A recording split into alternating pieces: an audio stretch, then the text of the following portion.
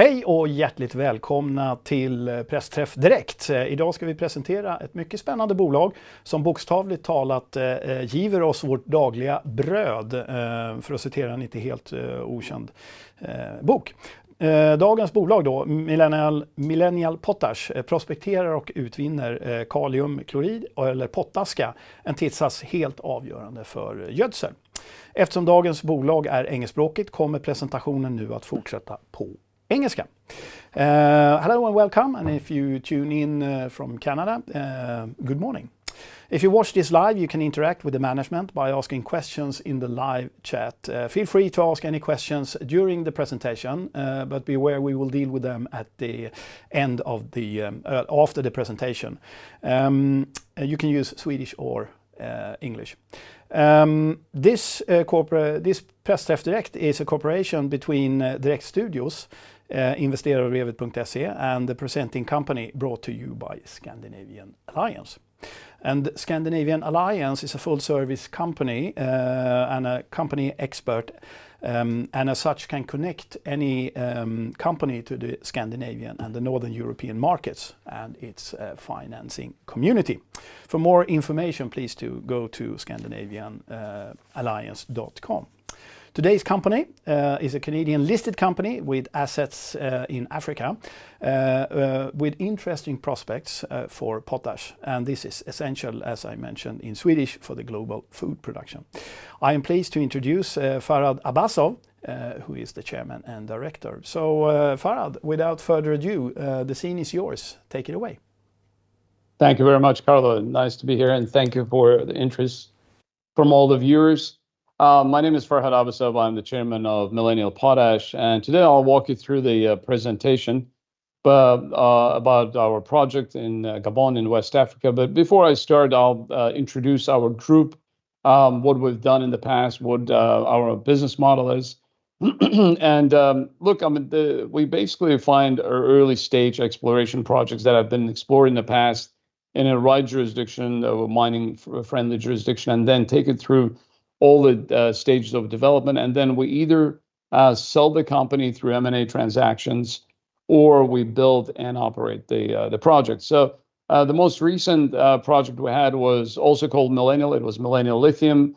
I was the president and CEO of that company, and we took it from basically the same stage as Millennial Potash is at now, early stage, all the way through the completion of the feasibility study. We secured mining license, and then we sold it for $490 million last year to a company called Lithium Americas.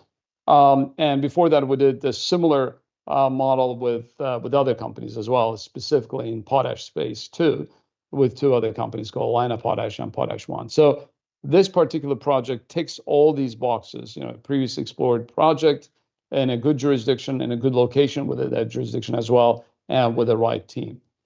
So I'll start with this slide. Just to give you an idea as to what it is, and this is a summary of all the major advantages that the project has. We will earn up to 100% of this project. We've put together a very strong team. Again, as I mentioned, I'll walk you through the team members shortly. It is a previously explored project, so we know what is in the ground. Our job is to confirm it and then enlarge it, expand it further. It is in a very good location in Gabon. It is on the coast. It has good logistics. It will allow us other advantages as well that will bring down our cost structure. And we'll put together a very ambitious, very aggressive development plan. So we should see our maiden resource estimate by the end of the year. And then we'll start on a preliminary economic assessment as well. And potash sector is going to be very robust, we think, for the next 3 to 5 years. And again, I'll give you an insight into potash sector as well. So briefly about our team, this is very rare, but we've been together for almost 15 years, the same team members. As I mentioned, we do one project, then we exit, we go to the next one. So we've done a couple of lithium projects, 2 potash projects as well, a uranium project. And as you can see, it's a very strongly oriented towards potash here. So Jason Wilkinson is our Chief Executive Officer. He was also Chief Operating Officer of Lina Potash when I was the CEO there. So he knows how to build and operate in African nations. Rick Lacroix right over here. Rick used to be Senior VP of Potash Corporation of Saskatchewan. Now it's called Nutrien. Nutrien is the largest potash producer in the world. So Rick was in charge of all the operations there. He also was a director of Canpotex. Canpotex is basically a cartel, so to speak, for overseas sales for Canadian potash producers. So let me tell you a little bit about the potash sector. It's a very interesting industry where only 3 countries produce almost 70% of world supply of potash. That is Canada, specifically Saskatchewan province in Canada, and then Russia and Belarus. Between Russia and Belarus, they produce almost 35% of world supply of potash. And as you can imagine, after the war in Ukraine broke out, there were sanctions on both Russian and Belarusian potash sectors, and we've seen quite a bit of constraint placed on those 2 countries in terms of potash supply. So the price obviously has been pretty robust since then. Quite a bit of that potash is not coming out of Belarus and Russia. And we think it will also lead to long-term structural changes within the industry as well. And I'll give you a little more insight into potash sector in terms of supply and demand later on in the presentation. So let me tell you a little bit about Gabon. Gabon is probably the richest country in Africa on a GDP per capita basis. It's relatively small, only 2.5 million people, heavily dependent on oil and gas. It is the largest oil producer in Africa. And it has been very stable for many, many years. About 2 weeks ago, 10 days ago, there was elections, presidential elections, and after that there was a dispute, and the military took over the country. But it's been bloodless, very quiet transition. Since that happened, there's been no unrest or any kind of disruption in business or anything else for that matter. So you have been drilling in the country, and throughout these events, we have not been impacted at all. In fact, all of the major oil and gas companies, mining companies have all been operating without any kind of disruption, which is very positive. So now there's a transitional government in place, and it should go back to civilian rule in the next few months, maybe a couple of years. And then a couple of other things about Gabon is that the country has made quite a few changes to its economy. As I mentioned earlier, it's heavily dependent on oil and gas. So a few years back, they decided to diversify away from oil and gas, and they opened up their mining industry. They revised their mining laws. So large companies have come into the country. Eramet out of France operates a large manganese project in the Gabon. Fortescue out of Australia has a large iron ore project there. And of course, all large oil and gas companies out of Europe, such as Shell, Total, and BP, and so forth, have been in Gabon for many years. And one other thing about Gabon is that although it's a francophone country, it's a French-speaking country, last year they decided to join the British Commonwealth.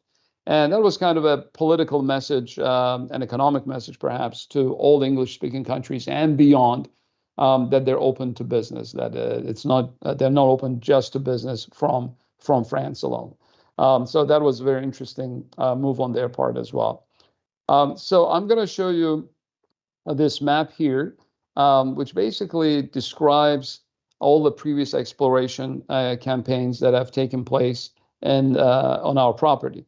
So just so that you understand, we as a group do not get involved with the projects that have not been explored, because we think that any kind of previous or historical exploration significantly reduces the risk.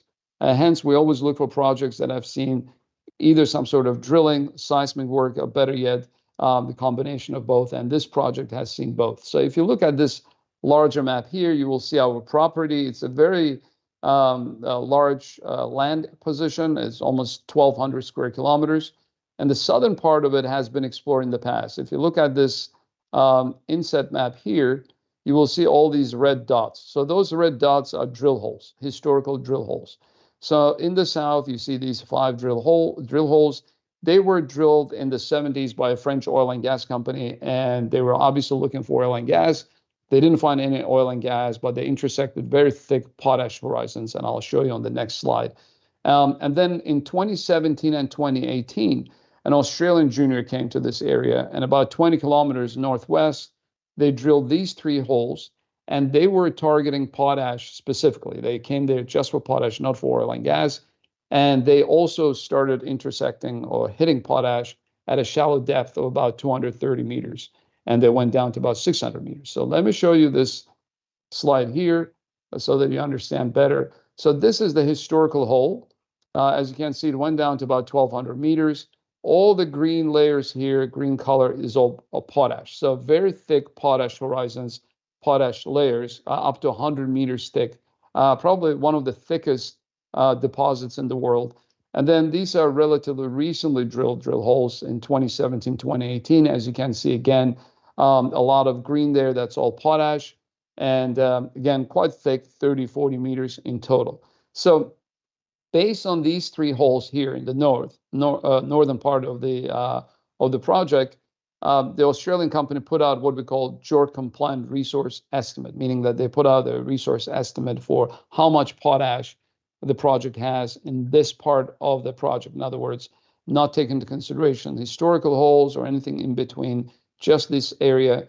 And it is very large. It's over 1 billion tons at 16% KCl. So when we looked at this project originally during our due diligence, we knew there was a tremendous amount of potash here. All we needed to do was to actually confirm it, and then, of course, drill in the south to expand it even further.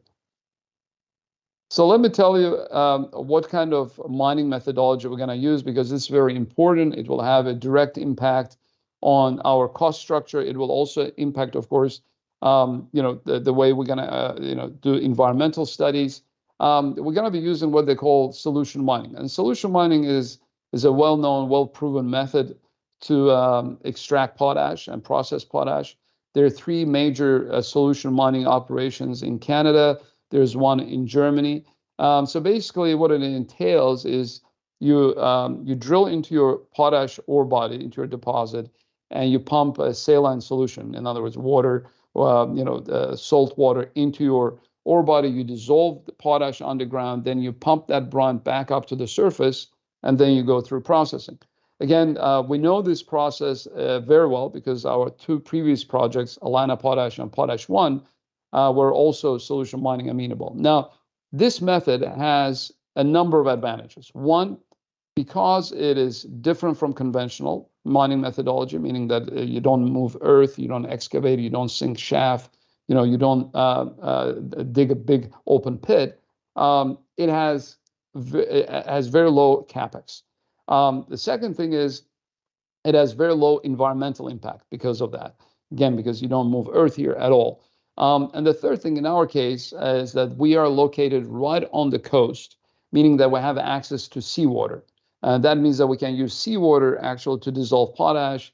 We don't have to access fresh water, take fresh water from somebody else, then add salt to it. So in other words, the cost and the permitting for water would have been actually quite challenging. But since we're right on the coast, we can use seawater for that purpose. So we think that because of the access to seawater and thick potash horizons that we have, we're going to end up with the lower operating costs and sustaining capex in addition to lower capex. So it is a very interesting combination. We think that we're going to have quite a bit of an advantage over most of the other projects worldwide. So I'll show you a few pictures here. This is our camp in Gabon. You can see our tents here. This is our drill rig. You will see here, and this is already the results of our first drill campaign. We started drilling the first hole, and you can see this drill cores. And now this drill core, you see all that red. That's a very, very good sign, because potash usually, especially carnallite, actually is in a red color.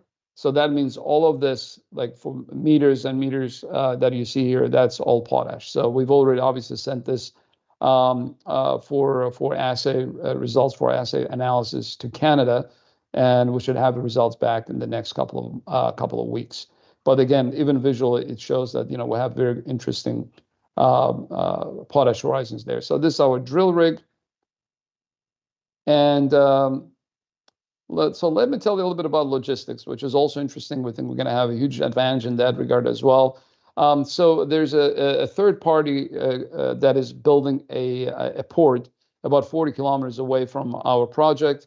And this port is specifically designed to accommodate resources, potash, iron ore, which is not far from us there as well, and a couple of other things, other commodities. And we're already in discussions with this developer, whereas not only will we be able to ship our product through this port, but also we'll be able to build our processing and storage facilities on the port side. And that's very important because the port obviously will have access to natural gas, to power grid and so forth. So that means that we don't have to do that. We don't have to build that on our site. So all we need to do is to build a pipeline that will take our brine all the way to the port side. Again, that is a huge financial burden off our shoulders, and that is very important going forward in terms of the cost structure.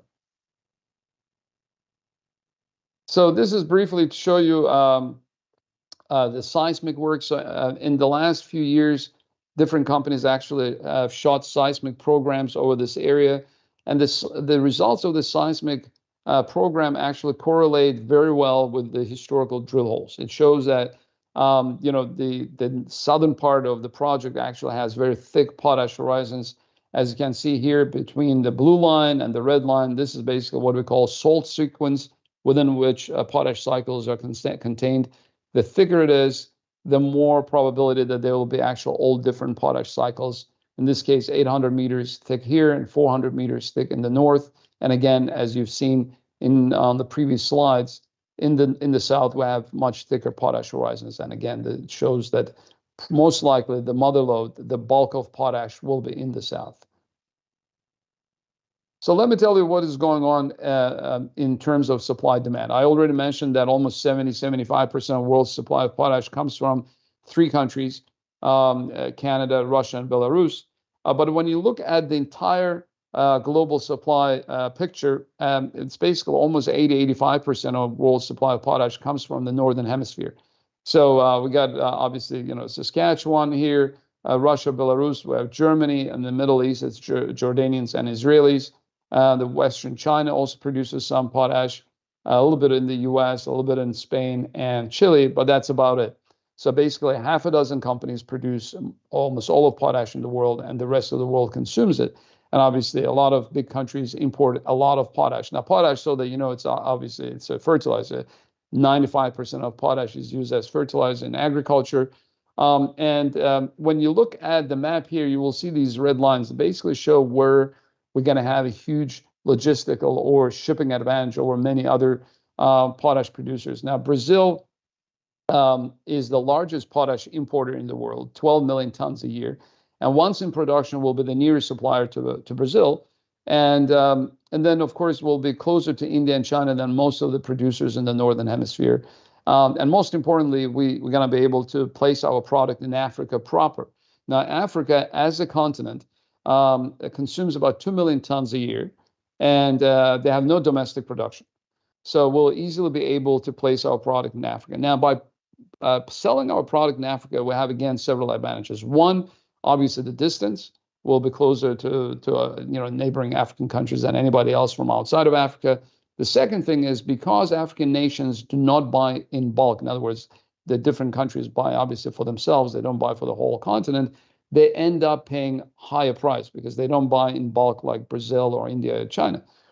So we'll be able to actually extract higher price in Africa versus, let's say, in Brazil or India or in China. To give an example, today in Brazil, the price will be around $350, $360 per ton, whereas in Africa, it will be over $400 per ton. And the third thing is it will place even a part of our product in Africa. We'll get strong financing support from large development financing institutions with focus on Africa, such as International Finance Corporation out of Washington, D.C., African Development Bank, African Financing Corporation, and IDC out of South Africa, just to name a few. We've done similar things before when we had our other potash project in Ethiopia, in Africa, in East Africa. And there we had IFC out of Washington, D.C. as our shareholder, and they also brought in a very large debt package for construction, totaling almost $600 million, all coming from development financing institutions. So we think that in that regard, we'll have a tremendous advantage if we place at least half of our product in Africa.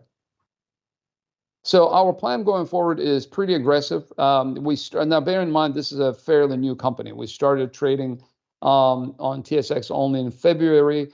And since then, we've raised some capital and we've already started deploying that capital. We started drilling. We just finished the first drill hole. And our plan is to finish the northern part of the project by the end of the year and put out what we call 43-101 maiden resource estimate in November. And that means that basically this will be initial resource estimate based on the northern part of the project. And then we'll start a preliminary economic assessment based on that resource. That is basically kind of a scoping set of pre-feasibility. And while we're doing a PEA, we'll move the drill rig down to the south. We'll start drilling in the south and obviously expand the resource. So we're hoping that we'll finish a maiden resource estimate in November, followed by a PEA, maybe by the end of the year, early January next year. And then, of course, expanded drill program should be done by the end of the first quarter of next year. And by the second quarter of next year, we should be in a position to make a decision where we want to go into bankable feasibility study and of course, environmental studies. So this is a very aggressive, I would say, accelerated timeline, and we think we can achieve it because we can already see very good results. In terms of our share structure, so we have, as you can see, about 52 million shares outstanding. The management and the board still own about 30% of the stock. We have about $2 million in the bank. We just raised it in July, so that is enough to do all the programs that I mentioned, meaning the first stage of drilling and 43-101 maiden resource estimate and the PEA. So that will keep us going until the end of the year, early next year. Of course, on the back of these milestones, we'll try to raise more capital. The stock is, it's listed obviously on TSXV, as you can see, but we'll also trade over the counter in the US and in Frankfurt over the counter as well. So this is the whole story here, and I'll just recap here, and then we'll open the floor for a Q&A. It is a previously explored project with potash in the ground already. We've already started drilling, so we finished the first hole, and we're going through our program right now. So the next few weeks and months will be very busy with news flow coming from the drill program, as well as, of course, maiden resource estimate, followed by a PEA. And we'll put together a very strong team, the team that has done 2 major M&A transactions in potash out of 3 in the last 50 years. So probably the most knowledgeable in that regard. And as you can see, we are in a unique location in the world where we can actually feed into the growing demand for potash in the next few years. So I'll stop there, and I'll be happy to answer all the questions.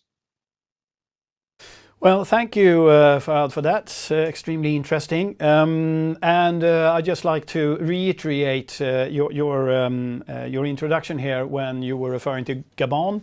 That for the viewers and listeners have been, famous for the regime change. But if I understand you correctly, I mean, you mean that if you're a good citizen, paying your tax and employing people and behaving in a fashionable matter when it comes to the environment, it should be business as usual. Would that be a correct statement?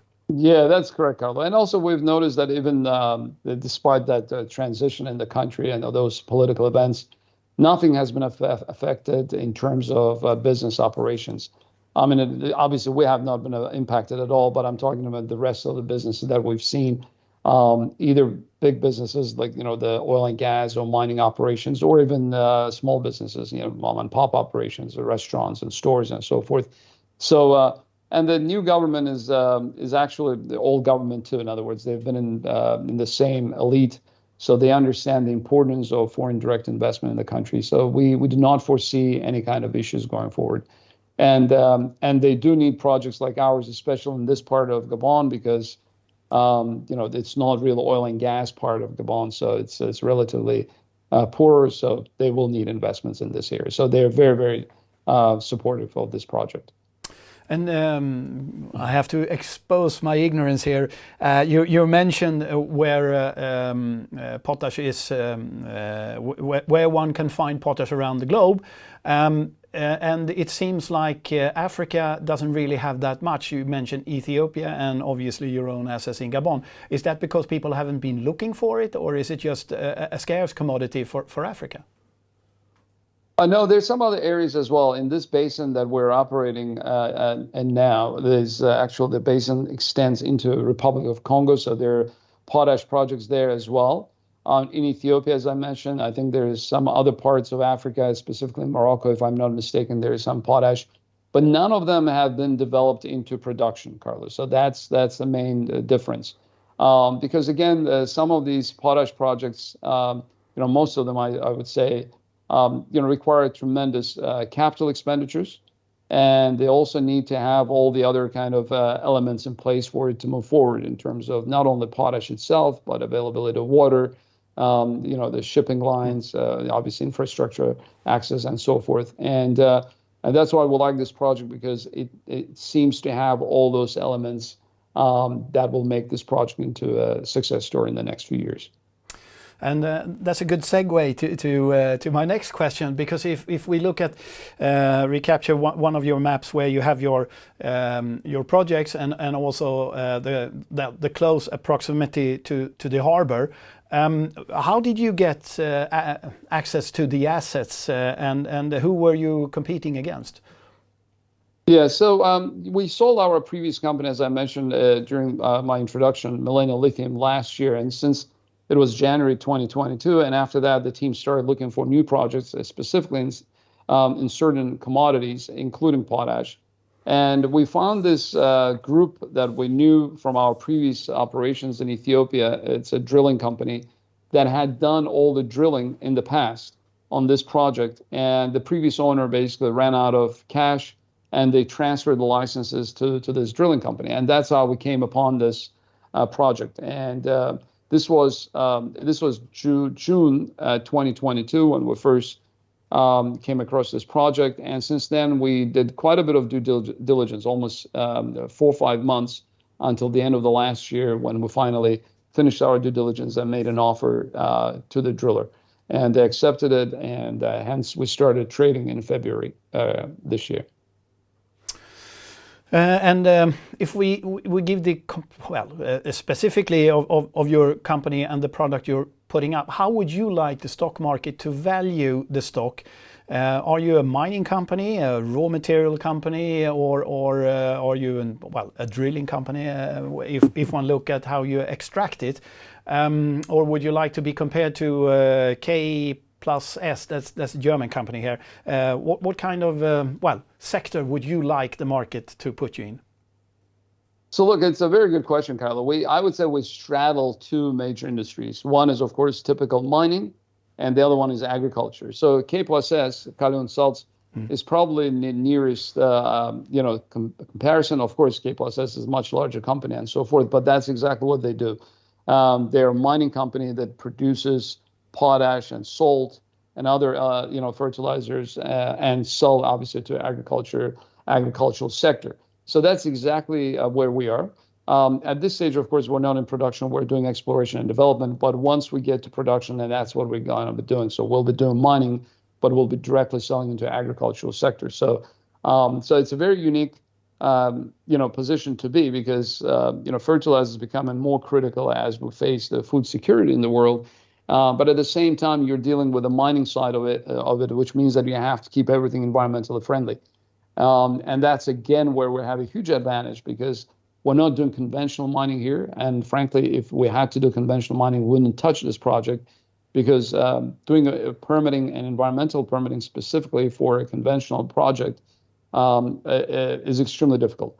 And with solution mining, and all our previous projects were also all solution mining projects, we have minimal environmental impact across the board in terms of the impact on the ground, in terms of impact on the water, and so forth. And that's why we think we have another advantage here, where not only are we the green as possible, of course, mining company that is going to produce fertilizers to feed the world, but also this is going to be an interesting play, whereas there's a huge upside going forward, because this is an early stage. all of the companies that we've grown, just to give an example, Carlo, they all started at this level. Millennial Lithium, we started about $20 million market cap. It grew to about $490 million, of course, by doing all the work that I've mentioned. The same thing with Millennial Potash. We started with $5 million market cap. We ended up selling it for $170 million. So this is how we see this project, that, we're starting small because obviously we're just starting to drill. But as we de-risk it, the value of the company will increase, and not only in the market, but we'll also get quite a bit of attention and traction with large strategic investors and, of course, industrial players as well. And could I just jump in then to clients, the ones who will stand for the demand, and let's say a ticket size, and yet again I will expose my ignorance here, but who would be the major buyer? Would you sell to Kali und Salz, or would you sell directly to anyone who is directly involved with agriculture, EI producing foods? And what kind of ticket size would you be able to deliver, and would you expect to sign? So look, Carla, it's hard to say what kind of a size. I'll give you an example of what we've done in the past, and the viewers can kind of extrapolate themselves. So with Millennial Potash, it was a project in Ethiopia, and from what we see, the resource size was much smaller than what we're going to have in this project. And we ended up selling that project for $170 million to another potash producer called Israel Chemicals. And that was at the time when the potash price was below $200 per ton. Today, the potash price, as I mentioned, about $350, $360 per ton in Brazil, for example. Potash 1, we sold it to Kali und Salz. Potash 1 had a larger resource than what Millennial Potash had, but probably is going to have similar to what we're going to have here in Gabon. And that project was sold for $434 million. And potash price was around $300 per ton. So depending on the potash price, let's say in the next couple of years, we think the range will be between 170 and $400 million. But of course, to get there, we have to do quite a bit of work. We have to prove the resource. We have to attach very robust economics. But again, this is all in the pipeline as we speak. And would it make sense for any investor in Millennial Potash to keep an eye on the potash spot price? Indeed, is there such a thing as a spot price? Just to get a feel for the valuation of the company. Yes, Carlo. So there's such a thing, but it's kind of unique to each country, to each region. So Brazil is one of the largest importers, actually the largest importers of one of the large markets for potash. So a lot of people pay attention to spot price in Brazil. So for example, earlier this year, it was around $300 per ton. Now it's up to about $355, $360 per ton. So that's a good sign that the potash price is kind of turning the corner. But other markets, for example, India and China, they do not have spot market in general because they buy basically, like in the case of India, they buy on an annual basis. So it's one price for the whole year, so it will not fluctuate. In China, it's similar to them, although it may be in different contracts. And then, of course, the U.S. has a spot price as well because different parts of the U.S. obviously buy at different prices and so forth. So right now, if you look at the global market, the highest price for potash will probably be in West Europe. In Western Europe, we're looking probably around $390 to $400 per ton. Same in Africa. In the U.S., similar, in the high 300s. As I mentioned, Brazil is about 360, but India and China will be lower. They're around $320 per ton. So that's how it is. So it's not like oil price or price of many other commodities where you have one kind of a spot price for the entire globe. So we have really regional prices for different areas, depending on, of course, the demand, depending on their purchasing power and so forth. Well, one conclusion one could draw then when you mention the local market is that if you are local and as you are here in Africa, you will be able to perhaps get a higher price for your potash. That's just a reflection I'm doing. But if we look at the balance sheet here, you mentioned $2 million cash, and that keeps you for how long? And will you be Would you come to the market eventually? And if you do, then should one regard that as a very positive item because you're getting closer to exit or what have you? So look, I mean, we always kind of raise capital based on a milestone. So we've raised cash last summer, and that was specifically for the first stage of drilling, and of course to get the first milestone, which will be made in a resource estimate. That will be done later this year. So on the back of a maiden resource estimate, or maybe on the back of a preliminary economic assessment, we'll raise more capital because we need obviously more cash to do the second stage of drilling in the south. And then, once that is done, and if it's positive, and we believe obviously it will be very positive, and then we will launch a bankable feasibility study. That will be next year, of course. So to answer your question, yes, we'll need to raise more capital, but that will be done after we had at least the first milestone, which will be our resource estimate later this year. So the capital raise may happen later this year or maybe early next year. And a segue then to the next question, and that's the management. You have a management with a very fascinating CV and seems like a good pedigree here, but do you all have a skin in the game? Are you all shareholders? Yes, not only do we have a skin in the game, we're probably the largest shareholders. First, Carlo, we own almost 30%, well, over 30% of the stock between different board members and management team members. But also, since the situation in Gabon has worsened, the stock has come down quite a bit. So we've been buying in the market as well. So I've been buying. I think I've been buying almost on a daily basis. I think it's a great value, of course. And we'll continue doing that because we think, yes, there's a little bit of a political turmoil, which has calmed down, but the project is still the same project.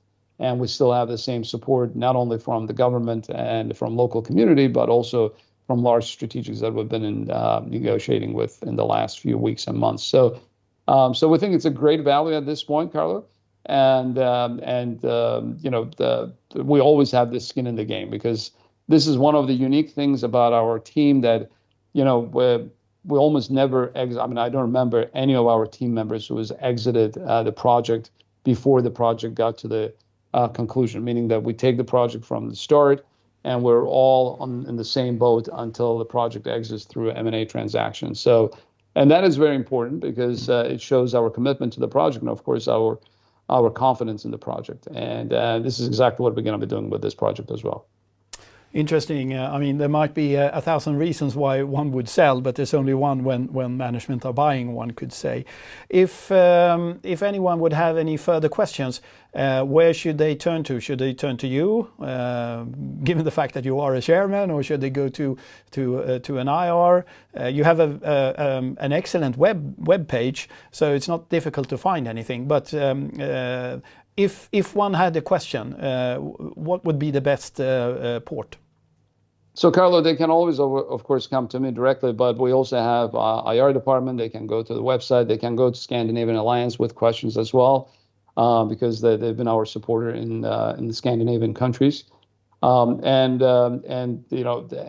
at the board level management, we are always available, and they can always send us an email or call us in Vancouver. So we'll be happy to answer all the questions. Excellent, thank you. Very interesting, I must say. So with that, Farhad, I will thank you. And, thank you, Carlo. I will now switch to Swedish. Så vi tackar alla som har tittat och ställt frågor, och på återseende. Tack ska ni ha.